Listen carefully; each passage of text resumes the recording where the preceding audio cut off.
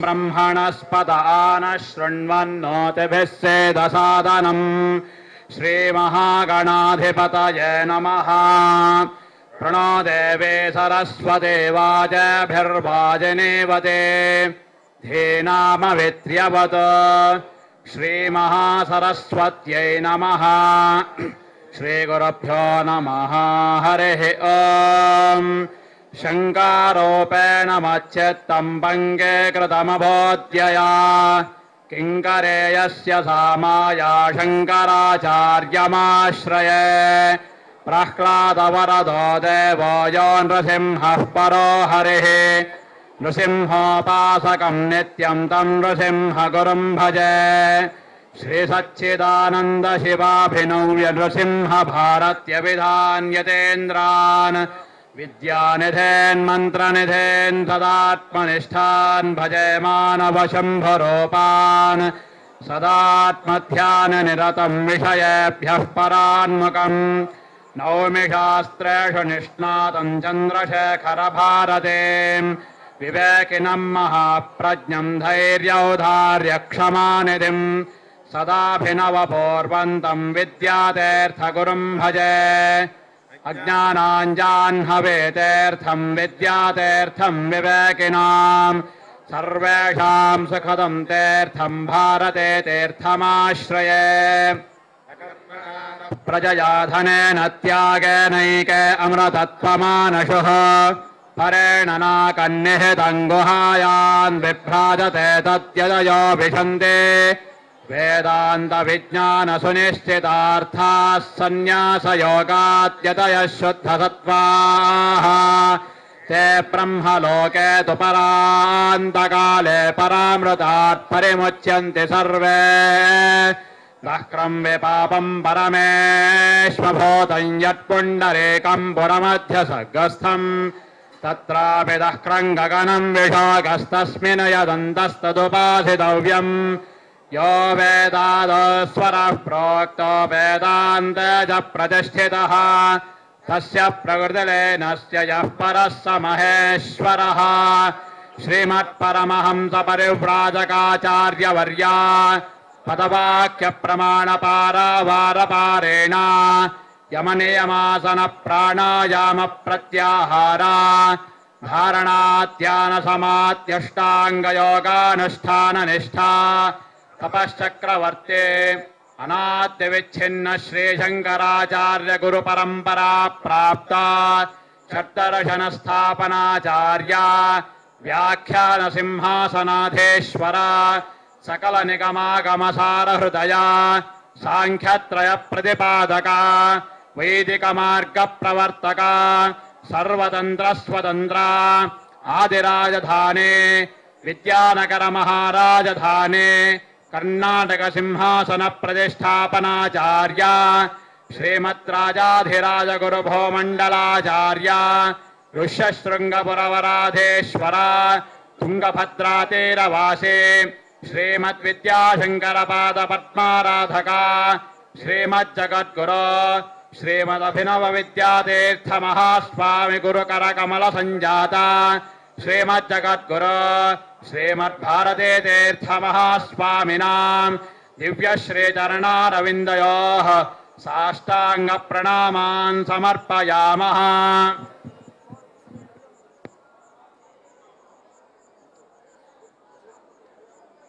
सर्वविद्यानां दक्षिणामूर्तये नमः। भारते करुणापात्रं भारते पदभूषणं भारते पदमारूढं भारते तीर्थमाश्रये आपदामपहर्तारं धातारं सर्वसम्पदां लोकाभिरामं श्रीरामं भूयो भूयो नमाम्यहम्। मनोजवं मारुततुल्यवेगं जितेन्द्रियं बुद्धिमतां वरिष्ठं वातात्मजं वानरयोतमुख्यं श्रीरामदूतं शिरसा नमामि।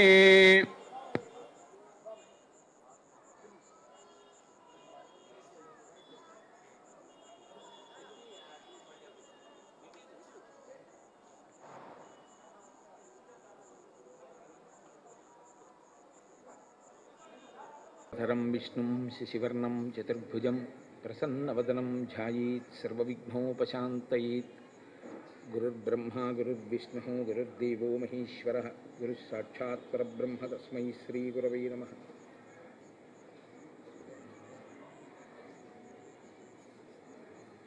వ్యాసాయ విష్ణురూపాయ వ్యాసరూపాయ విష్ణవే నమో వై బ్రహ్మనిధయే వాసిష్ఠాయ నమో నమః. కూజంతం రామ రామేతి మధురం మధురాక్షరం ఆరుహ్య కవితాశాఖాం వందే వాల్మీకికోకిలం. శ్రుతిస్మృతిపురాణానాం ఆలయం కరుణాలయం నమామి భగవత్పాదశంకరం లోకశంకరం. వాగర్థావివ సంపృక్తౌ వాగర్థప్రతిపత్తయే జగతః పితరౌ వందే పార్వతీపరమేశ్వరౌ. సూక్తిం సమగ్రయతున స్వయమేవ లక్ష్మీః శ్రీరంగరాజమహిషీమధురైః కటాక్షైః. వైదగ్ధ్యవర్ణగుణగుంభనగౌరవైర్యాం కండూలకర్ణకుహరాः కవయోధయంతి. హైమోర్ధ్వపుండ్రమజహన్మకుటం సునాసం మందస్మితం మకరకుండలచారుగండం బింబాధరం బహుళదీర్ఘకృపాకటాక్షం శ్రీవేంకటేశముఖమాత్మని సన్నిధత్తాం. మనోజవం మరుతతుల్యవేగం జితేంద్రియం బుద్ధిమతాం వరిష్టం వాతాత్మజం వనరయూధముఖ్యం శ్రీరామదూతం శిరసా నమామి. ఆపదామపహర్తారం దాతారం సర్వసంపదాం లోకాభిరామం శ్రీరామం భూయో భూయో నమామ్యహం.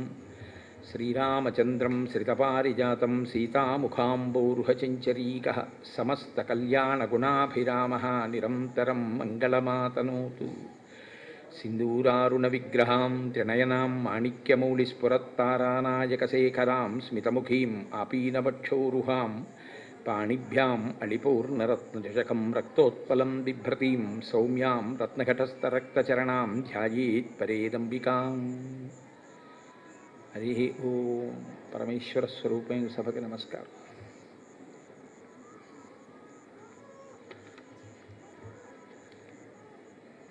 పుష్పక విమానంలో నందిగ్రామానికి ఎత్తించినటువంటి రామచంద్ర ప్రభువు యొక్క పాదములకు పాదుకలు తొడిగినవాడై భరతుడు రామచంద్రమూర్తితో అంటున్నాడు, శిరస్యంజలిమాధాయ కైకేయ్యానందవర్ధన బభాషే భరతో జ్యేష్టం రామం సత్యపరాక్రమం. ఇక్కడ కైకేయ్యానందవర్ధన అంటారు భరతుణ్ణి. అంటే కైకేయి యొక్క ఆనందమును వృద్ధి చేసినవాడు. సాధారణంగా కొడుకుకి ఉన్నటువంటి పేరు సంస్కృతంలో నందనుడు అని. అంటే ఆనందమును కల్పిస్తాడు తల్లిదండ్రులకి. అందుకే దేవకీ నందనుడు, పార్వతీ నందనుడు. నందన శబ్దాన్ని తల్లితో కలిపి వేస్తారంటే తల్లికి ఆనందమునిచ్చేటటువంటి వాడై ఉంటాడు అని. కన్న కడుపు అని కదా పోతన గారంతటి వారు మహాభాగవతం చేస్తూ, చేతులారంగ శివుని పూజింపడేని నోరు నొవ్వంగ హరికీర్తి నుడువడేని దయయు సత్యంబు లోనుగా తలపడేని కలుగనీటికి తల్లుల కడుపు చేటు అంటారు. లోకంలో ఏ తండ్రి కన్న బిడ్డో అనరు. ఎవరైనా మహాత్ముడై 10 మందికి ఉపకారం చేసేటటువంటి జీవనం చేసేవాడు కనపడితే ఏ తల్లి కన్న బిడ్డో అంటారు. అమ్మకి కీర్తి తెస్తాడు కొడుకు, అమ్మకి కీర్తి తెస్తుంది కూతురు. కాబట్టి 9 నెలలు కష్టపడి ఆ పిల్లవాణ్ణి కడుపులో భరించి మృత్యువుతో సమానమైనటువంటి ప్రసవ వేదనని తాను అనుభవించి ఒక బిడ్డకి జన్మనిచ్చినటువంటి తల్లి కోరుకునేది ఏమిటంటే ఆ పిల్లవాడి వల్ల వంశమునకు కీర్తి రావాలని కోరుకుంటుంది. కీర్తికి కారణం 10 మందికి ఉపకరించేటటువంటి జీవన విధానాన్ని కలిగి ఉండడం. కాబట్టి ఇక్కడ ఎలా కైకేయానందవర్ధన అయ్యాడు అంటే కైకేయికి నిజంగా రామచంద్రమూర్తికి రాజ్యం ఇవ్వకూడదని, భరతుడికి రాజ్యం ఇవ్వాలని ఆవిడ హృదయంలో ఉన్నటువంటి సంకల్పం కాదు. ఈ విషయం మందర వెళ్ళి మాట్లాడడం ప్రారంభం చేసినప్పుడే మనకి స్పష్టమవుతుంది. ఆవిడ ఎంత సంతోషించిందో, రామచంద్రమూర్తికి రాజ్యం ఇస్తున్నారంటే అయోధ్యకాండలో ఎంత ఆనందపడిపోయిందో. కానీ మందర లేనిపోయినటువంటి భయాన్ని సృష్టించి ఆమె మనసుని కదిలిపోయేటట్టుగా చేసింది. అందుకే దశరథ మహారాజు గారు నిన్నటి రోజున దర్శనమిచ్చినప్పుడు రామచంద్రమూర్తికి, రామ దేవతల యొక్క సంకల్పం ఇది, నేను పెట్టిన ముహూర్తానికి పట్టాభిషేకం జరగకూడదు అని దేవతలు నిర్ణయించారు. అందుకే నేను పెట్టుకున్న ముహూర్తం భగ్నమైపోయింది. అయిపోయి నువ్వు అరణ్యవాసానికి వెళ్ళావు. నువ్వు అరణ్యవాసానికి వెడితే తప్ప రావణవధ జరగదు అని సంకల్పించిన దేవతలు కైకేయి చేత ఆ కోరిక కోరేటట్టు చేశారు అని చెప్పారు. కాబట్టి నిజానికి కైకేయికి రామచంద్రమూర్తి యొక్క పట్టాభిషేకాన్ని పాడు చేయాలన్న ఉద్దేశ్యం కానీ, భరతుడికి రాజ్యం ఇవ్వాలన్న కోరిక కానీ లేని తల్లి ఆవిడ. ఆవిడికి రాముడు రాజు కావడమే ఆవిడికి ఇష్టం. కాబట్టి అక్కడ ఉన్న వాళ్ళల్లో రాముడి పట్టాభిషేకం చూసి ఓర్వలేనిదిగా మనం అనుమానపడవలసినది ఎవరైనా ఉంటే కైకేయి గురించి మనం ఏమైనా అనుమానపడతామేమోనని మహర్షి మరొక్కసారి జ్ఞాపకం చేస్తున్నారు. కైకేయ్యానందవర్ధన.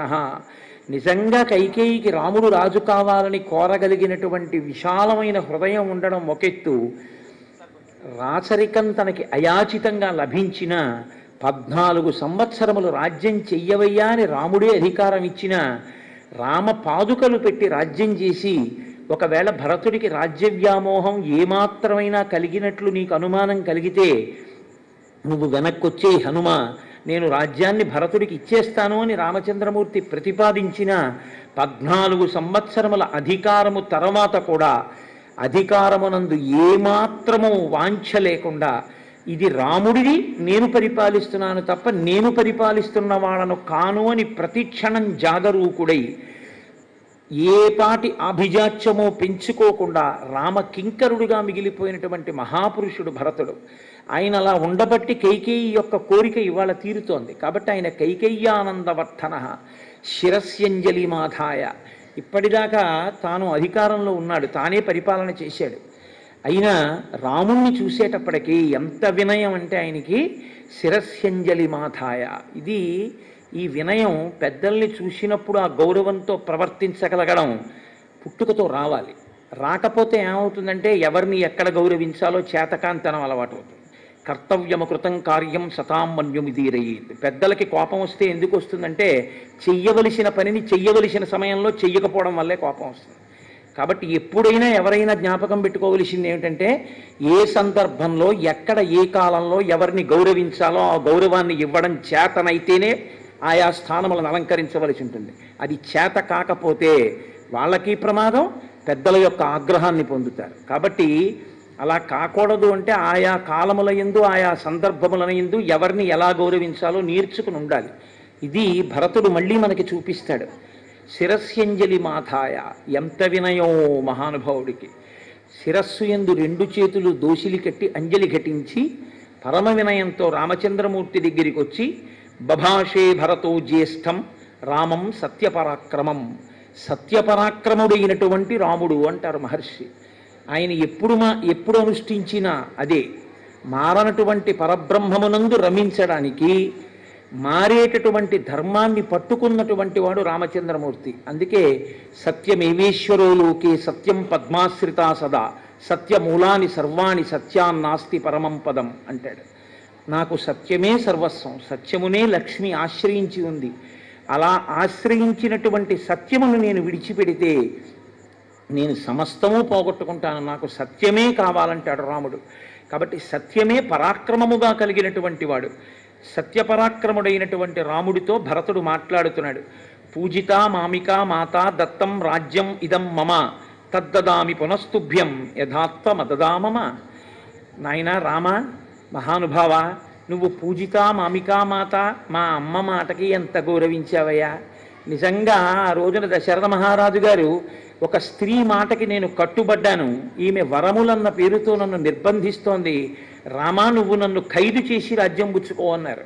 అయినా సరే నాకు నాన్నగారు మిమ్మల్ని ఖైదు చేసి రాజ్యం పుచ్చుకోవడం కాదు, మిమ్మల్ని సత్యమునందు నిలబెట్టిన వాడు కొడుకని, అమ్మా పుట్టినప్పటి నుంచి నన్ను చూస్తున్నావు, రాజ్యమే కావాలంటే తల్లి నువ్వు నాన్నగారిని వరాలు అడగాల అమ్మా, నువ్వు పిలిచి చెప్తే నేను వెళ్ళిపోనా అమ్మా, నాకు ఇవన్నీ అక్కర్లేదమ్మా అని నహమర్ధపరోదేవీ లోకమా వస్తుముత్సహి విద్ధిమాం ఋషిభి తుల్యం కేవలం ధర్మమాస్థితం అంటాడు మహానుభావుడు అయోధ్యకాండలో. అమ్మా నాకు ధర్మము కావాలమ్మా, నేను ఋషిని, నాకు దేని మీద కోరిక ఉన్నవాణ్ణి కాను, అటువంటి ఋషినమ్మా నేను. కాబట్టి నాకు కావలసింది ధర్మం ఒక్కటే, నాన్నగారిని సత్యమునందు నిలబెట్టడమే, నువ్వు చెప్తే వెళ్ళిపోనా అమ్మా అంటాడు.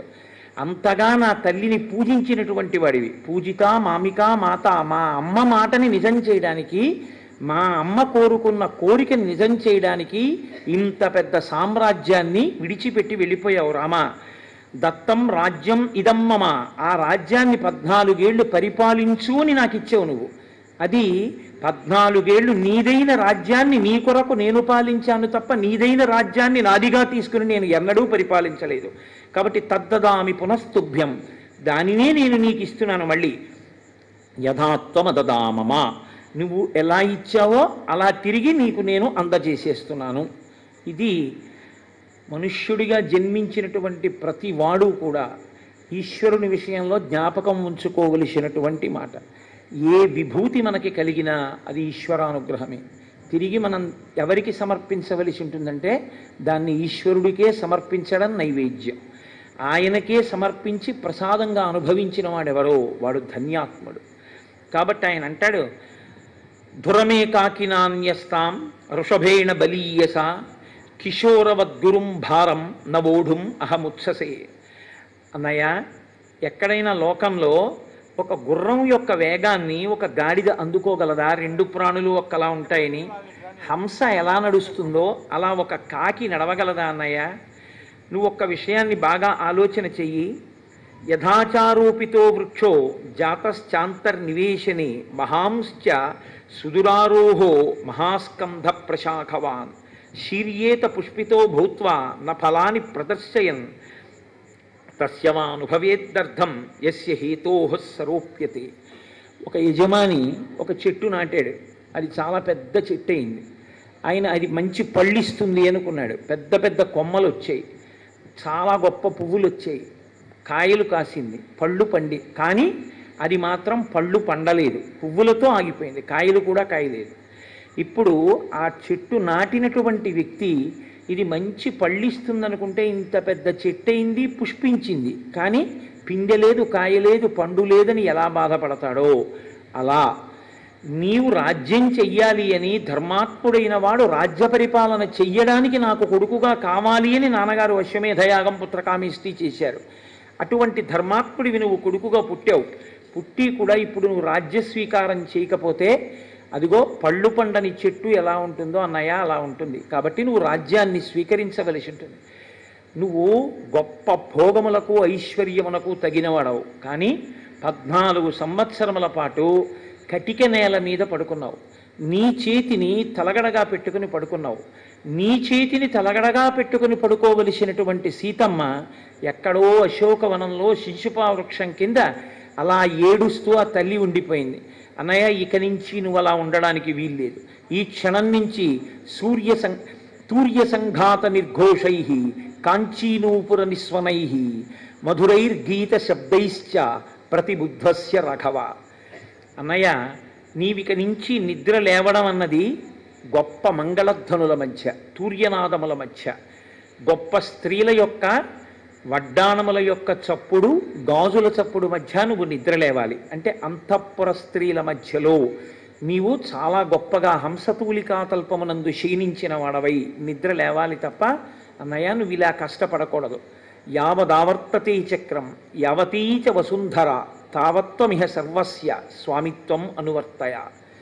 స్వామి అంటారు. స్వామి అన్న మాట ఇద్దరి ఎందే ప్రయోగించాలి. ఎవరిని పడితే వాళ్ళని పట్టుకుని స్వామి అనకూడదు, ఇద్దరినే స్వామి అనాలి. ఒకటి, స్వామి అన్న మాట భర్తకి చెల్లుతుంది. భార్య భర్తని స్వామి అని పిలవచ్చు.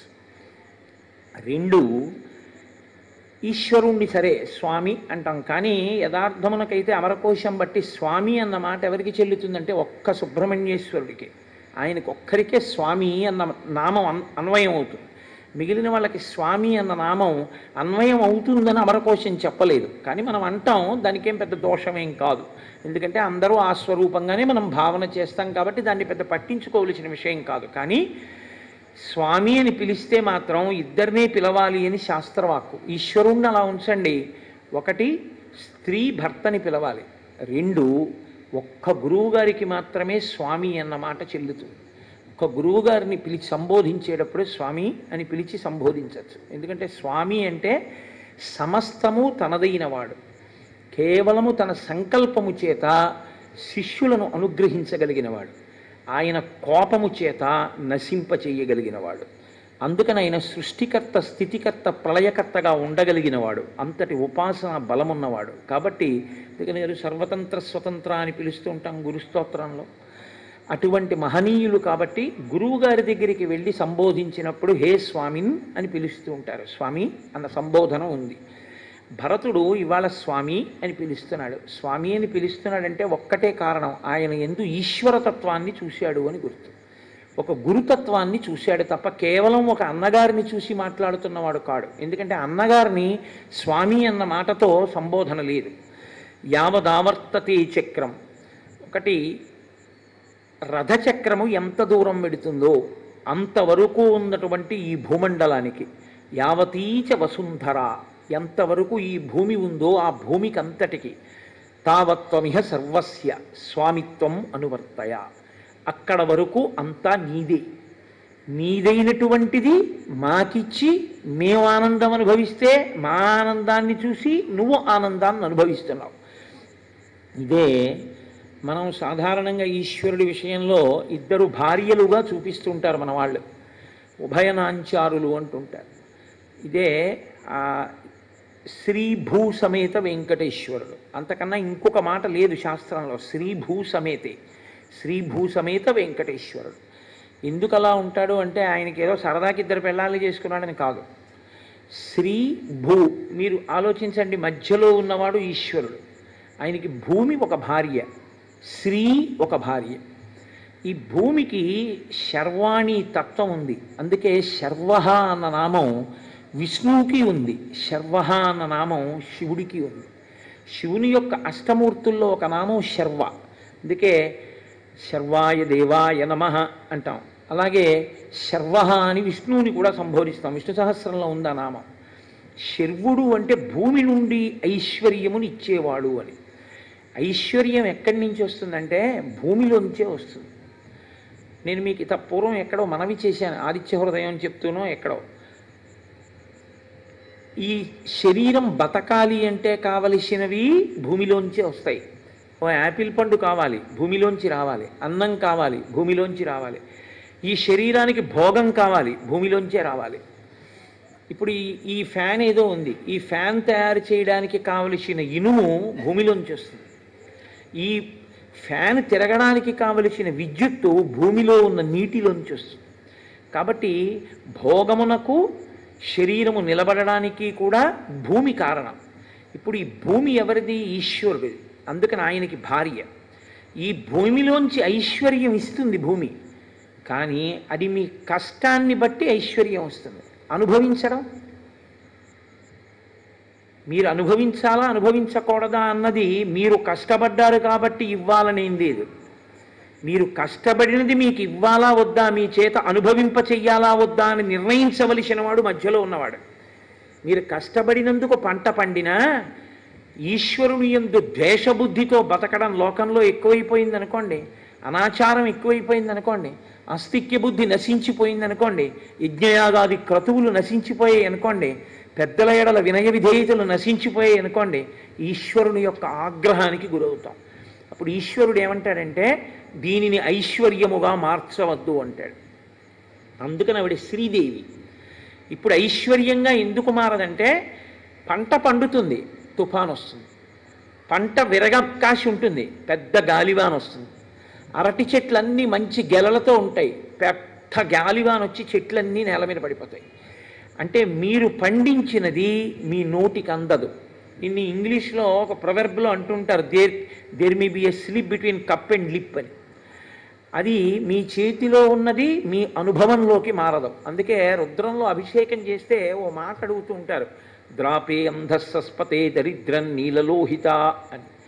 ఈశ్వర, ఐశ్వర్యం అన్న మాటకు అర్థం ఏమిటంటే ఉన్నది అనుభవించుట, అనుభవించగలిగినటువంటి శక్తి శరీరమునందు ఉంటే దానికి ఐశ్వర్యమని పేరు, శ్రీ అని పేరు. ఇప్పుడు ఇవ్వాలన్నా ఈవిడే, ఇచ్చింది అనుభవించాలన్నా ఈవిడే, అనుభవింపచేయాలన్నా ఈవిడే.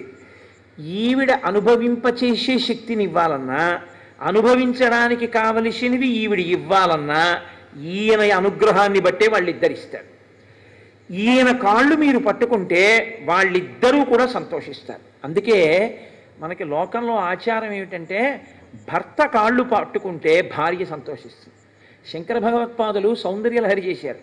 సౌందర్యలహరి అమ్మవారి యొక్క వైభవానికి సంబంధించిన స్తోత్రం. కానీ శంకరులు అమ్మవారి స్తోత్రం చేస్తున్నాను కదా అని శివా అని మొదలెట్లేదు. శివా అని దీర్ఘం ఇచ్చారనుకోండి అమ్మవారు. అమ్మవారిని స్తోత్రం చేస్తే అమ్మవారు ఖేదపడుతుంది. అమ్మవారు సంతోషించాలంటే ఆవిడ మహాపతివ్రత కాబట్టి ఆవిడ భర్తని స్తోత్రం చేయాలి. కాబట్టి శంకరులు అందుకే లోకానికి ఈ మర్యాద నేర్పడం కోసం శివా అని మొదలెట్లేదు సౌందర్యలహరి. శివశక్త్యా యుక్తో యది భవతి శక్త ప్రభవితుం అని మొదలెట్టారు. శివ శివ అంటే శివుడు. శివ అని మొదలెడితే ఆవిడ సంతోషిస్తుంది. అందుకే అసలు శివానందలహరి చెప్పి సౌందర్యలహరి చెప్తే అమ్మవారు చాలా ప్రీతి పొందుతుంది.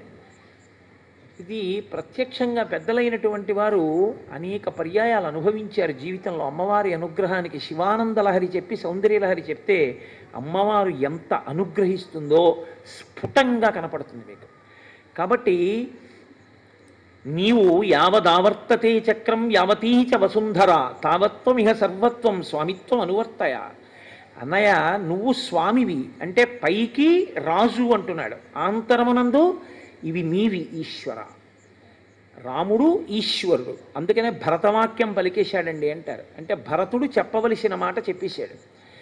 ఈశ్వర ఇవన్నీ నీవి, నీవైనవి నాకెందుకు ఇచ్చావు, మరి ఈ పట్టుపంచ నాకెందుకు ఇచ్చావు అంటే మంచి పట్టుపంచ కట్టుకున్నానని నేను సంతోషపడిపోతే నా సంతోషాన్ని చూసి ఆయన సంతోషిస్తాడు.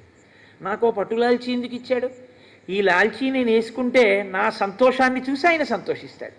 అమ్మ కొడుక్కి పాయసం పెడుతుంది, కొడుకు పాయసం తింటే అమ్మాయి ఎంత బాగుందో అని చెప్పి ఆ వేలుతో చిన్ని చిన్ని వేళ్లతో పాయసం తీసి అడుగుది కూడా నాకేస్తున్నాడు అనుకోండి, అమ్మాయి ఎంత సంతోషపడిపోతుంది.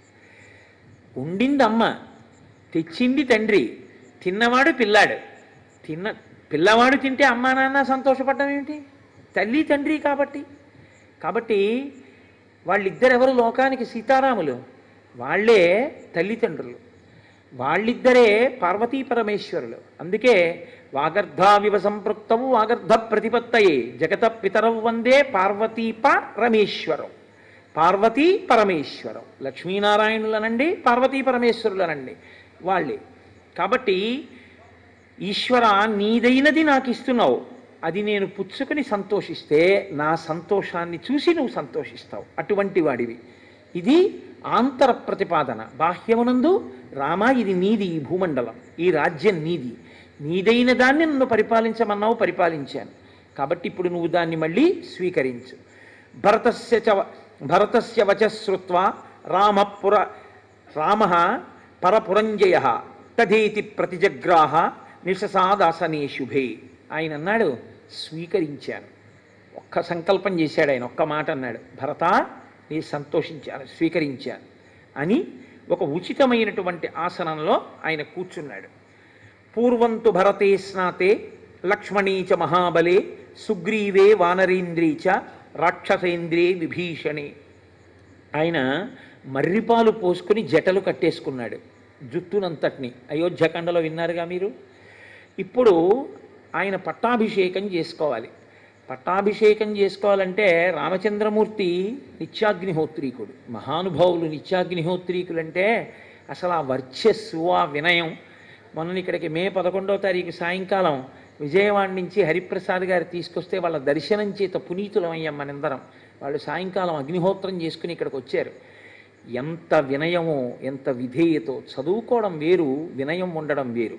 ఏదో తెలుసు అనుకోవడం వేరు, దాని చేత ధూర్తతనం ప్రబలడం వేరు. ఆ ధూర్తతనం ఉన్నప్పుడు ఏదీ రాణించదు, ఆ వినయం లేకపోతే. కాబట్టి రామచంద్రమూర్తి దగ్గరికి ఆ క్షురకర్మలో నిపుణులైన వాళ్ళని తీసుకొచ్చారు. తీసుకొస్తే ఆయన అన్నారు, నేను కాదు ముందు జటలు తీయించుకోవలసిన వాడిని, ముందు భరతుడికి లక్ష్మణుడికి శత్రుఘ్నుడికి తీయించండి అన్నారు. ఆయన నిత్యాగ్నిహోత్రీకుడు, మారీచుడంతటి వాడు. ఆయన గురించి చెప్తూ ఏకవస్త్రధరో ధన్వీ శిఖీ కనకమాలయ అని చెప్పాడు. ఆయన శిఖ పెట్టుకుని ఉంటారు. పట్టాభిషేకం వేళటికి యథార్థానికి ఆయన యథార్థమైనటువంటి మూర్తి ఏమిటి అంటే ఆయన బోడిగుండుతో పిలకతో ఉన్నారు. ఎందుకంటే ఆయన క్షురకర్మ చేయించుకున్నారు, చేయించుకుని శిఖతో మాత్రమే ఉన్నారు ఆయన. ఎందుకంటే ఆయనకి ఆచారము పట్ల, సంప్రదాయము పట్ల ఆయనకున్న మర్యాద అటువంటిది రామచంద్రమూర్తికి. కాబట్టి పూర్వంతు భరతే స్నాతే, ఆయన అన్నారు నేను కాదు ముందు స్నానం, తమ్ముడికి చేయించండి అన్నారు. ఆయన ప్రేమ అటువంటిది. అందుకని ముందు భరతుడికి స్నానం చేయించారు. లక్ష్మణీచ మహాబలి, తర్వాత లక్ష్మణుడికి చేయించారు. సుగ్రీవే వానరేంద్రీచ, ఆ తర్వాత మిత్రుల్ని కూడా ఆయన అంత జ్ఞాపకం పెట్టుకుంటారు. సుగ్రీవుడికి చేయించారు. రాక్షసేంద్రే విభీషణే, తర్వాత రాక్షసేంద్రుడైనటువంటి విభీషణుడికి కూడా స్నానం చేయించారు. ఆ జటలనన్నిటినీ కూడా విసర్జించారు, మంచి వస్త్రాన్ని కట్టుకున్నారు. సీతమ్మ తల్లికి ప్రతికర్మచ సీతాయా సర్వా దశరథ స్త్రియ ఆత్మనైవ తదా చక్రు మనస్విన్యో మనోహరం. దశరథ మహారాజు గారి యొక్క ముగ్గురు భార్యలు కౌసల్య, సుమిత్ర, కైకేయి. లోకంలో ఇదొక విచిత్రమైనటువంటి లక్షణం. కౌసల్య, సుమిత్ర, కైకేయి ముగ్గురు భార్యలు దశరథ మహారాజు గారికి. ముగ్గురు భార్యలున్నటువంటి దశరథుడికి నలుగురు కొడుకులు ఉన్నారు, కానీ కూతుళ్ళు లేరు. కాబట్టి వాళ్ళకి సంతోషం ఏమిటంటే ముగ్గురు కొడుకులు ఉన్నారు కానీ ఓ జడ వేద్దామంటే లేదు, ఓ పువ్వులు ఎడదామంటే లేదు, చక్కగా ఏదో వాళ్ళకు ఓ బొట్టు ఓ చక్కగా బొట్టు కాటుగో ఇవి పెడదామంటే లేదు. కూతుళ్ళు లేనటువంటి కొడుకులు మాత్రమే ఉన్న తల్లికి చాలా ముచ్చట ఒకటి ఉంటుంది. కోడలు ఎప్పుడు వస్తుందా అని ఎదురు చూస్తుంది ఆవిడ. ఎదురు చూడడం కాదు, నిజంగా ఆ అత్తగారి మనసులో అమ్మగారు ఉంటుంది, అమ్మ ఉంటుంది. ఎందుకో తెలుసా అండి? అటువంటి అత్తగారు కోడలని కూడా చూడదు, జడ వేస్తుంది, పువ్వులు పెడుతుంది, కాటుక పెడుతుంది, బొట్టు పెడుతుంది. అప్పుడు ఆ అత్తగారు అమ్మే. అసలు నిజానికి గొప్పతనం ఏమిటో తెలుసా అండి? అమ్మలో అమ్మతనం ఉండడం గొప్పతనం కాదు, అత్తగారిలో అమ్మతనం ఉండడమే చాలా గొప్ప విషయం. అత్తగారు అమ్మగా అత్తగారిలో అమ్మని చూసుకుని అత్తగారితో అలా కోడలు కలిసిపోవాలి. కోడల్లో కోడల్ని కూతుర్ని చూసుకుని అత్తగారు మురిసిపోవాలి, కూతురు ఉన్నా కూడా. మీరు ఒకటి ఆలోచించండి, నాకో కూతురు ఉంది, నా కూతురికి సుఖం అన్న మాటకు అర్థం ఏంటి? నేను ఎంత చేసినా నా మనసులో ఒక వెలితితనం ఉంటుంది. నేను చేయడం కాదు ఇవన్నీ, వాళ్ళ ఆయన చెయ్యాలి, వాళ్ళ అత్తవారు చేస్తే బాగుంటుందని ఉంటుంది. వాళ్ళ అత్తవారి వల్ల తృప్తి పొందితే నా కూతురు నేనెంతో సంతోషిస్తాను. ఏమి నా కూతురు అయితే ఆ న్యాయమా? రేపు నా కోడలు వస్తే అప్పుడు నా కోడలు ఎక్కడ సుఖపడాలి? నా దగ్గర సుఖపడాలి. మామగారిని అయినందుకు ఏమిటి నా పెద్దరికం? నా కోడలు ఎక్కువ సంతోషించాలి. ఒకసారి కూతురికి కొడుక్కి కూడా పెళ్లి చేశాక కూతురు అల్లుడు, కొడుకు కోడలు నలుగురిని తీసుకుని పండక్కి బట్టలు కొనడానికి వెళ్ళాను అనుకోండి, నేనైతే నా జీవితాంతం అంతే. నా కూతురు ఎలా అత్తవారింట్లో సుఖపడాలని కోరుకుంటానో, ఒకవేళ నా కూతురు వాళ్ళ వదిన ఇద్దరూ కలిసి, అంటే కూతురు కోడలు కలిసి ఇద్దరూ 10,000 రూపాయల పట్టు చీరలే కొనుక్కున్నా, నేను మాత్రం నా కోడలి బిల్లు నువ్వు వేసుకొని 10 రూపాయలు ఎక్కువ ఇచ్చేస్తాను. కోడలే, ఆ అమ్మాయి నా దగ్గర సుఖపడాలి, నా కూతురు అత్తవారింట్లో సుఖపడాలి. నీ కూతురైతే అత్తవారింట్లో సుఖపడాలని కోరిక, నీ కోడలైతే నీ దగ్గర సుఖపెట్టకుండా బాధపెడతావా? తప్పు కదది. ఈ మర్యాద మీరు గమనించగలిగితే ఎంత అందంగా ఉంటుందో. సీతమ్మ తల్లి యందు కైకమ్మకి ఏ భేదము లేదనడానికి గుర్తేమిటో తెలుసా అండి? సీతమ్మ తల్లికి అలంకారం ఎవరు చేయక్కర్లా, ఆవిడే చేసుకుంటుంది. కాదుట, కౌసల్య, సుమిత్ర, కైకేయి ముగ్గురు కలిసి ఆవిడ యొక్క జడ దువ్వారట, ఆవిడికి కొప్పు వేశారట, ఆవిడికి పువ్వులు ఎట్టారట, కాటుకు ఎట్టారట, బొట్టు ఎట్టారట. ఎంత పొంగిపోయారోట ముగ్గురు అత్తగారులు. ఇంత గొప్ప కోడలు మా వంశప్రతిష్ఠ నిలబెట్టిందని. అత్తగారు మామగారు అంటే కోడల్ని అంత ప్రేమిస్తారు అని శాస్త్రవాక్కు. కాబట్టి వాళ్ళు ప్రతికర్మచ సీతాయా సర్వా దశరథ స్త్రియ ఆత్మనైవ తదా చక్రు మనస్విన్యో మనోహరం. శ్రీరామాయణం అందుకే కేవలం వినేది కాదు అని నేను మీకు మనవి చేస్తుంటా. శ్రీరామాయణం విన్నవాడి బుద్ధిలో ఖచ్చితంగా ఒక మార్పు ఉంటుంది. తతో వానరపత్నీనాం సర్వేషామేవ శోభనం చకార యత్నాత్ కౌసల్య ప్రహృష్ట పుత్రలాలస. ఇంతకాలం తర్వాత కొడుకుని చూసుకున్నటువంటి కౌసల్య, నా కొడుకు ఇవాళ ఈ అభ్యున్నతిని పొందడానికి కారణమైనటువంటి వాళ్ళు వానరనాయకుడైన సుగ్రీవుడు, రాక్షసనాయకుడైన విభీషణుడని పట్టుపట్టి వానరనాయకుడైన సుగ్రీవుడి యొక్క భార్యలకి అలంకారాలు చేసిందిట. వాళ్ళు కామరూపులు, మానవ రూపంలో ఉన్నారు. ఇప్పుడు రామచంద్రమూర్తిని శత్రుఘ్నుడు ఒక రథాన్ని పూంచి తీసుకొచ్చి అక్కడ నిలబెట్టి, అన్నయ్య రథం ఎక్కువ అన్నాడు.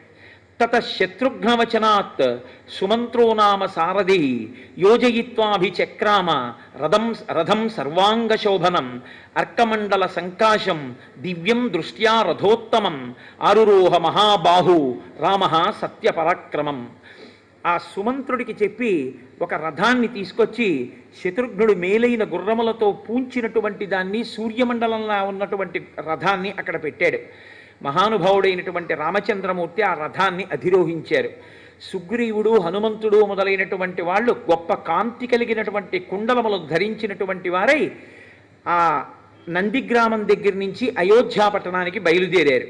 అలాగే సుగ్రీవ పత్నులు సీతమ్మ తల్లితో కలిసి ఆ నగర వీధులన్నీ చూస్తూ వెళ్ళడం కోసమని వాళ్ళు బయలుదేరారు. ఇప్పుడు రామచంద్రమూర్తి పట్టాభిషేకం కోసం నందిగ్రామం నుంచి అయోధ్య వరకు అందరూ కలిసి బయలుదేరారు. ఈ రథం వెడుతుంటే మనం లోకంలో రెండు పనులు చేయడానికి చాలా సిగ్గుపడిపోతాం. ఒకటి, నేను ఆ పదవిని కించపరచట్లేదు అని మీరు బాగా గుర్తుపెట్టుకోవాలి. డ్రైవర్ పోస్ట్ చేయడం అంటే ఓ చిన్నతనం, ఒక మెసెంజర్ పోస్ట్ చేయడం అంటే ఒక చిన్నతనం. కోరి కోరి ఈశ్వరుడు చేసినవి ఈ రెండే. పైగా అవి బిరుదుల కింద పెట్టుకున్నాడు ఆయన. నేను పాండవ దూత, పార్థ సారథి. నేను పార్థుడికి డ్రైవర్ని, పాండవులకు మెసెంజర్ని అని ఆయన ఆ రెండింటినీ బిరుదునామాలుగా స్వీకరించాడు. నిజానికి ఎంత గొప్పవాడైనా వాడి భద్రత అంతా ఎదురుగుండా కూర్చుని నడిపేవాడి చేతిలోనే కదండి ఉంది. కాబట్టి ప్రేమ అన్నమాటకు అర్థం చూడండి. మనం కూడా రాజకుమారులమేగా, బుద్ధిగా మనం రథం తోలడం ఏమిటి అసహ్యంగాను అనుకోలేదు. వాళ్ళ ప్రేమ అటువంటిది. అన్నయ్య ఇంత కష్టపడి వచ్చాడు మన అన్నయ్య అని శత్రుఘ్నుడు ఎంతో సంతోషంగా ఆ రథము యొక్క కళ్ళాల్ని పట్టుకున్నట్టు.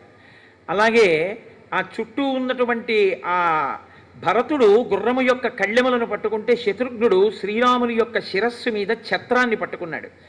లక్ష్మణుడు ఒక పక్కన నిలబడి వింజామర వేస్తున్నాడు. విభీషణుడు ఇంకొక వింజామర తీసుకుని ఆయన వేస్తున్నాడు. భరతుడు అక్కడ ఉన్నటువంటి పురోహితులందరితో ఎంత వైభవోపేతంగా శ్రీరామ పట్టాభిషేకం జరగాలి అన్నది ఆలోచన చేస్తున్నాడు. ఇంత సంతోషంగా ఈ అన్నదమ్ములందరినీ చూస్తేట ఇద్దరి కళ్ళమ్మట నీళ్లు కారేట. ఒకడు సుగ్రీవుడు, ఇంకొకడు విభీషణుడు. విభీషణుడు అనుకున్నాడు, అయ్యో మేము ముగ్గురు అన్నదమ్ములం, రావణ కుంభకర్ణ విభీషణులం, లోకాన్నంతటినీ శాసించగలిగిన మొనగాళ్ళం. కానీ మా అన్నయ్యలు దారి తప్పారు, దెబ్బలాడుకున్నాం, ఆఖరికి ఇద్దరు అన్నయ్యలు మరణించారు, నేను ఒక్కడిని మిగిలాను. జగజ్జెట్టి మా అన్నయ్య వాలి, ఆ అన్నయ్య పోయాడు, నేను ఒక్కడిని మిగిలాను. ఈ భాతృప్రేమ మా జీవితంలో తెలియదు. మేము ఎప్పుడూ దెబ్బలాడుకోవడం, ఆఖరికి చచ్చిపోవడం, ఎవడో ఒకడు మిగలడం. అన్నదమ్ములంటే వీళ్ళు. పెద్దన్నగారి పట్ల ఎంత గౌరవంతో జీవించారో, ఎంత మర్యాదగా జీవించారో అని నేను ఎంత సంతోషించాడో మహానుభావుడు. అందుకే ఆ అన్నదమ్ములు, అన్నదమ్ముల బిడ్డలు, ఆ ప్రేమ అవి చూస్తే ఎంతో సంతోషంగా ఉంటుంది.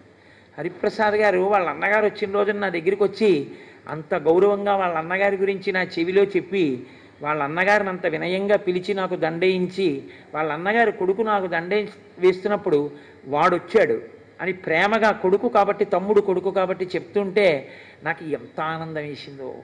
అన్నదమ్ముల మధ్య, అన్నదమ్ముల బిడ్డల మధ్య సఖ్యత ఉంటే అదొక గొప్ప బలం, అదొక గొప్ప సంతోషం. కాబట్టి ఇప్పుడు ఆ రథం బయలుదేరింది.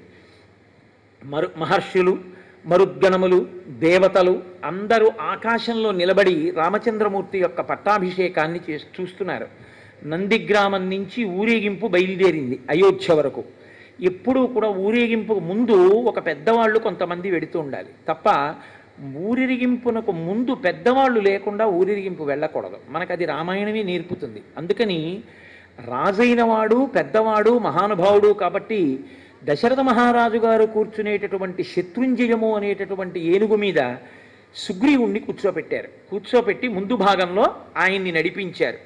తూర్యవాద్యములు, కరతాళధ్వనులు చేసేవాళ్ళు, మంచి స్వస్తివాక్యాలు పలికేటటువంటి బ్రాహ్మణోత్తములు ఆ ముందర వెడుతున్నారు. అక్షతలు పట్టుకున్నటువంటి వాళ్ళు కొందరు, బంగారు పాత్రలు పట్టుకున్న వాళ్ళు కొందరు. ఆ ముందు ఆవులు నడుస్తున్నాయి, ఆవుల వెనక కన్యలు నడిచారు. అక్షతం జాతరూపంచ గావః కన్యాస్తథా ద్విజాః నరా మోదకహస్తాశ్చ రామస్య పురతో యయుః. ఆ వెడుతున్నటువంటి వాళ్ళ చేతుల్లో పాత్రలు పట్టుకొని పాత్రల్లో మధుర పదార్థాలు పిండి వంటలు పట్టుకున్నారు. ముందు కన్యలు వెడుతున్నారు, కన్యల వెనక సువాసినులు వెడుతున్నారు, సువాసినుల వెనక పురుషులు వెడుతున్నారు, మధ్యలో రామచంద్రమూర్తి రథంలో కూర్చుని వెడుతున్నారు. ఆ వెనక మళ్ళీ కొంతమంది ఊరు పెద్దలు ఉన్నారు. ఎలా ఊరిరిగింపు వెళ్ళాలి అన్నది కూడా మనకి రామాయణం నేర్పుతుంది. ఇవాళ మనం ఊరిరిగింపు అలాగే వెళ్ళాం కదండి. పట్టాభిషేకానికి ఎలా వెళ్ళాలో అలాగే వెళ్ళాం. నేను మీతో మనవి చేసింది అదే, సుగ్రీవుడికి నా అంతఃపురాన్ని ఇయ్యి అన్నాడు. ఆయన్ని తీసుకెళ్లి రామచంద్రమూర్తి యొక్క అంతఃపురాన్ని సుగ్రీవుడికి విడిదిగా ఇచ్చారు. ఎంత స్నేహధర్మం చూపిస్తాడో చూడండి. కానీ వెళ్లే ముందు హంసతూలికా తల్పం అన్ని దానం చేసేసాడుగా, ఏమీ లేవు. అందుకని భరతుడు గబగబా తల్పాలు పరుపులు అన్నీ తెప్పించి అప్పటికప్పుడు సిద్ధం చేశాడు. అందరూ చక్కగా సుగ్రీవుడు ఆ భవనంలో చేరాడు. ఎన్ని కోట్ల వానరములు, ఎంతమంది రాక్షసులు వచ్చారు, విభీషణుడు వచ్చాడు, దేవతలు వచ్చారు. రామచంద్రమూర్తి పట్టాభిషేకంలో ఆశ్చర్యకరమైనటువంటి ఘట్టం ఏమిటో తెలుసా అండి? జాంబవాంశ్చ హనూమాంశ్చ వేగదర్శీచ వానరాహ వృషభశ్చైవ కలశాన్ జలపూర్ణాన్ అథానయన్.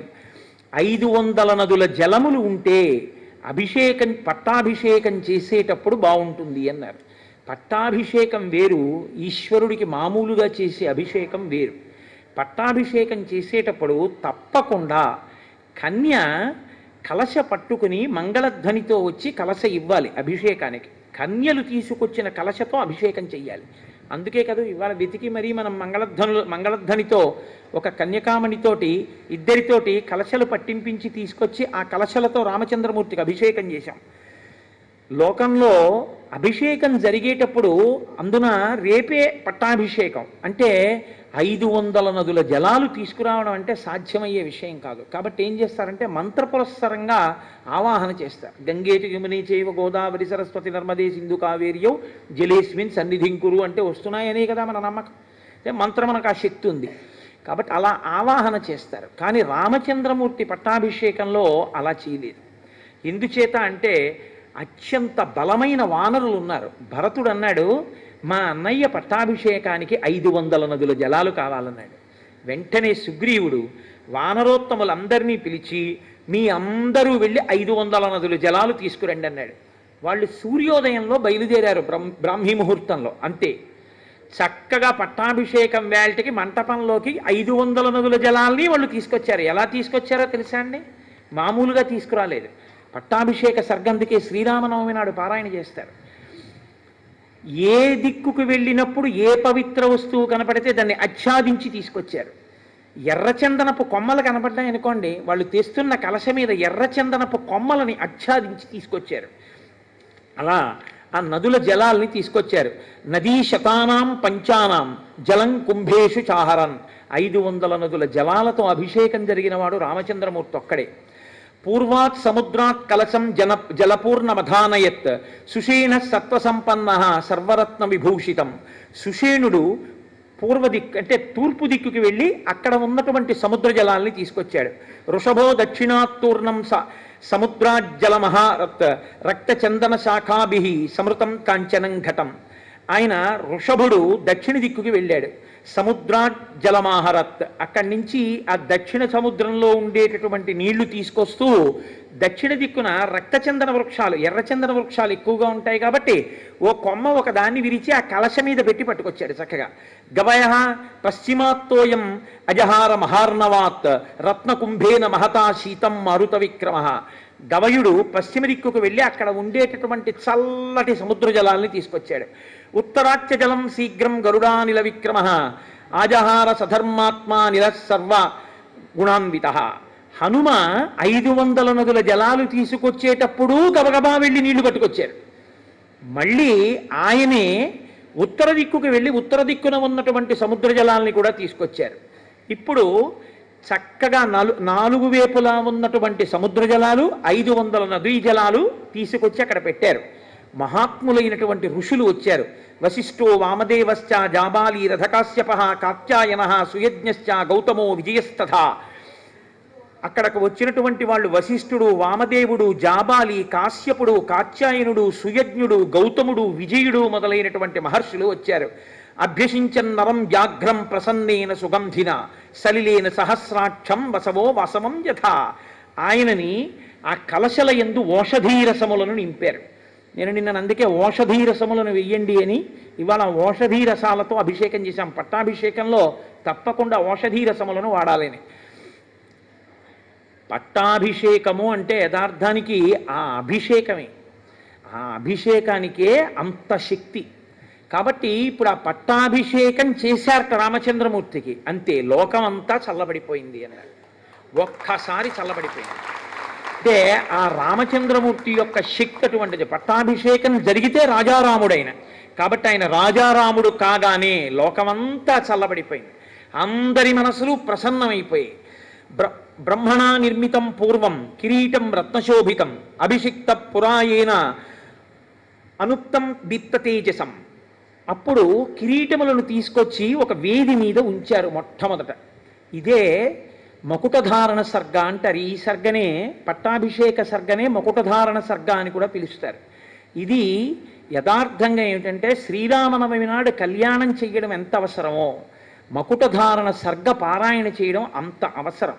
ఆ రోజు ఉదయమే అందరూ కలిసి దేవాలయంలో కూర్చుని రామనామం ప్రారంభం చేస్తారు. ప్రారంభం చేసి సాయంకాలం వరకు చక్కగా రామనామం చేసి పట్టాభిషేక సర్గని మకుటధారణ సర్గని పారాయణ చేసి స్వామివారి కిరీటాన్ని మానసికంగా చూస్తారు. ఎందుకంటే కిరీటం మీ ఎదురుగుండా వచ్చి ఉండదు కదా. ఆ మకుటధారణ సర్గ చదివేటప్పుడు కేవలం మనసుతో చూడమని చెప్తారు. మనసుతో చూసి ఈ కిరీటధారణ సర్గకి సంబంధించినటువంటి 3 శ్లోకాలు ఉంటాయి. ఈ 3 శ్లోకాల్ని అందరితోటి చెప్పిస్తారు ఒకసారి. మిగిలిన సర్గ ఎవరు వచ్చి దాన్ని ప్రవచనం చేస్తున్నారో ఆయన ఆ సర్గనంతటినీ చెప్పేస్తారు. కానీ శ్లోకాలు మాత్రం అందరితోటి చెప్పిస్తారు. మహానుభావుడు పరమాచార్య స్వామి వారు శరీరంతో ఉన్న రోజుల్లో వారు ఎక్కడ ఉంటే అక్కడ శ్రీరామనవమి నాడు అలా చేయిస్తుండేవారు. ఈ సంవత్సరం కాకినాడ పట్టణం అయ్యప్ప స్వామి దేవాలయంలో మేము అలా చేసి సాయంకాలం మకుటధారణ సర్గ పారాయణ చేశాం.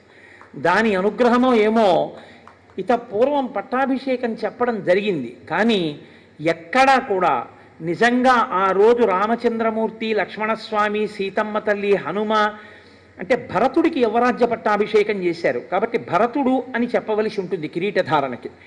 ఆ నలుగురికి ధారణ చేయించేటటువంటి కిరీటములు ఏ ఉన్నాయో, లేకపోతే రాముడు పెట్టుకోవలసిన ప్రధానమైన కిరీటం ఏముందో ఆ కిరీటాన్ని చూస్తూ ఆ శ్లోకాలు చెప్పడం అనేటటువంటిది ఇప్పటి వరకు ఎప్పుడూ చెయ్యడం జరగలేదు.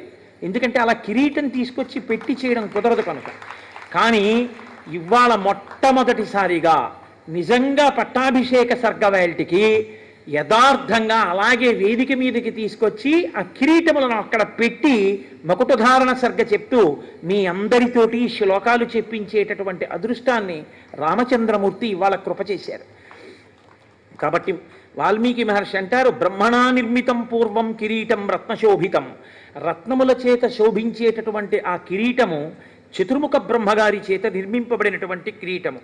తస్యాన్వవాయే రాజానః క్రమాద్యేనాభిషేచితాః సభాయాం హేమక్లుప్తాయాం శోభితాయాం మహాధనైః. అనేక మంది జనులతో శోభిస్తూ రత్నములతో వజ్రములతో శోభిస్తున్నటువంటి ఆ వేదిక మీద రామచంద్రమూర్తికి ధారణ చేయించేటటువంటి ఆ కిరీటాన్ని తీసుకొచ్చి అక్కడ పెట్టారు వశిష్ఠ మహర్షి. రత్నైర్ నానా విధిశ్చైవ చిత్రితాయాం సుశోభనై నానారత్నమయే పీఠే కల్పయిత్వా యథావిధి. అనేకమైన రత్నములు పొదగపడినటువంటి స్వర్ణ కిరీటం ఆ కిరీటము. కిరీటేన తతపశ్చాత్ వశిష్ఠేన మహాత్మన ఋత్విగ్భిర్భూషణైశ్చైవ సమయోక్షత రాఘవ. మిగిలినటువంటి వారందరూ ఏకకంఠంతో స్వస్తివాచకం పలుకుతుండగా వశిష్ఠ మహర్షి తన చేతులతో ఆ కిరీటాన్ని రామచంద్రమూర్తి యొక్క శిరస్సు మీద అలంకరించారు. అది మకుటధారణము అంటారు. అటువంటి స్థితి రామచంద్రమూర్తి ఆ రోజున పొందారు. ఈ శ్లోకాలని పట్టాభిషేకం చెప్పేటప్పుడు నేను చెప్పడం కాదు, ఎవరెవరు ఇవన్నీ చెప్తారో ఈ శ్లోకాలని అందరూ చెప్పినప్పుడు ఏమవుతుందంటే పట్టాభిషేకంలో వాళ్ళందరి పట్ల రాముడు రాజారాముడై వాళ్ళని ఆయనే పరిపాలించి కాపాడతాడు అని పెద్దల వాక్కు. కాబట్టి నేనంటాను, మీరు అనండి. సుబ్రహ్మణ్య శర్మ గారు వేదిక మీదకి వచ్చి, ఆయన ఎవరు ఆచార్యులు గారు, ఏది రామాలయం అర్చక స్వామి రామాలయం అర్చక స్వామి రండి. శ్రీనివాస్ గారు మీరు రండి. మీరు రండి అయ్యా. మీరు రండి. మీరు